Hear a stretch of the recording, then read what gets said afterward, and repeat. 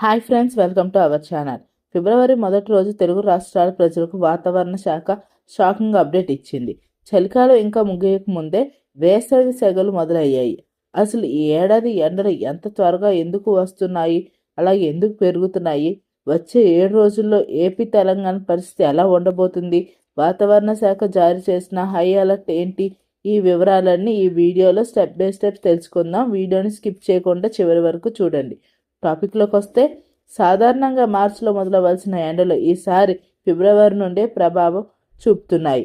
IMD report ప్రకారం ఈ ఏడాది ఎండలు సాధారణం కంటే ఎక్కువగా ఉండబోతున్నాయని చెప్పారు. దీనికి ప్రధాన కారణం ఎల్ నీనో ప్రభావం అన్నమాట. అంటే అసలు ఈ ఎల్ నీనో ఏంటో చూసుకున్నట్టయితే, క్లుప్తంగా చెప్పాలంటే సముద్ర ఉపరితల ఉష్ణోగ్రతలు అసాధారణంగా పెరగడం. ఇది ప్రపంచ వాతావరణాన్ని అంటే చేసేది ఒకే శక్తిమైన ప్రక్రియ అన్నమాట. అసలు ఏం జరుగుతుందో చూసుకున్నట్టయితే, పెసిఫిక్ మహాసముద్రంలో ఉష్ణోగ్రతల ప్రాంతాలు సముద్రం నీరు సాధారణం కంటే 0.5 డిగ్రీ సెల్సియస్ నుండి 2 డిగ్రీల సెల్సియస్ ఎక్కువగా వేడెక్కుతున్నాయి. నేషనల్ జియోగ్రఫీ ప్రకారం దీనివల్ల వాతావరణంలో గాలుల దిశలో మారిపోతుంది. వరల్డ్ మెట్రలాజికల్ ఆర్గనైజేషన్ కూడా ఎల్ నినో వల్ల ప్రపంచవ్యాప్తంగా ఉష్ణోగ్రతలు పెరుగుతాయని చెప్పింది. అలాగే భారతదేశంపై ప్రభావం చూసుకున్నట్టయితే, ఎండలు ఎల్ నీనో ఉన్న సంవత్సరాలు మన దేశంలో ఎండలు చాలా తీవ్రంగా ఉంటాయి. వేసవికాలం ముందుగానే మొదలవుతుంది ప్రస్తుతం మనం చూస్తున్నట్లుగా. అలాగే వర్షపాతం చూసుకున్నట్టయితే, ఇది మన ఋతుపవనాలు కాదు, అంటే ఋతుపవనాలపై అంటే మాన్సూన్పై దెబ్బ కొడుతుంది అనమాట. ఎల్ నీనో వల్ల వర్షాలు సాధారణం కంటే తక్కువగా కురిసి కరువు పరిస్థితులు ఏర్పడే అవకాశం కూడా ఉంది. ఎల్ నీనో అనే స్పానిష్ పదం అనమాట. దీనికి అర్థం చిన్న పిల్లవాడు, ద లిటిల్ బాయ్.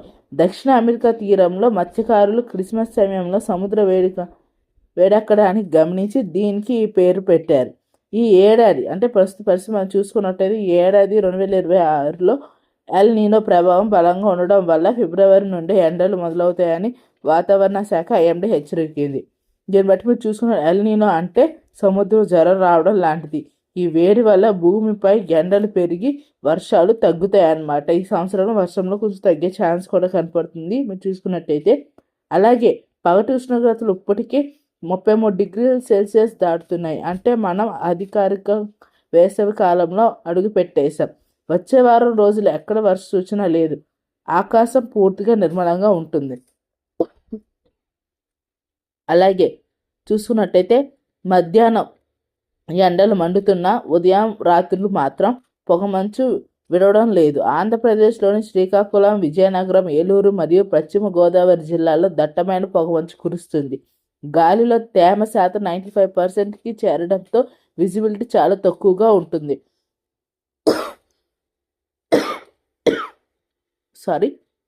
విజిబిలిటీ తక్కువగా ఉంటుందన్నమాట. దీనివల్ల మీరు చూసుకున్నట్టయితే, తెల్లవారుజామున ప్రయాణాలు చేసేవారు ఫాగ్ లైట్స్ తప్పనిసరిగా వాడాలి. ముఖ్యంగా హైవేలపై వేగంగా వెళ్ళడం తగ్గించుకోవాలండి. అలాగే నగరాల్లో ఉన్నట్టుగా వారికి ఒక ముఖ్యమైన హెచ్చరిక.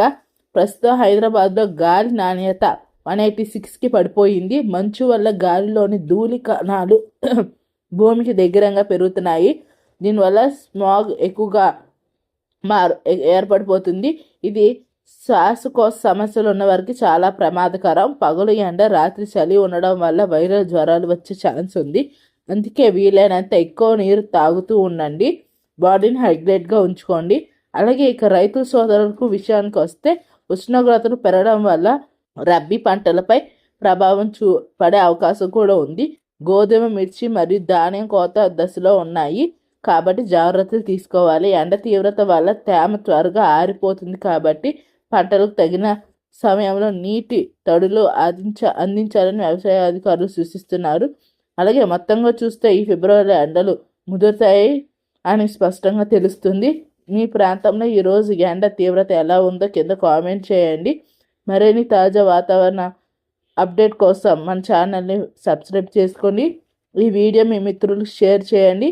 వారికి కూడా అప్రమత్తంగా ఉంచండి. Thank you.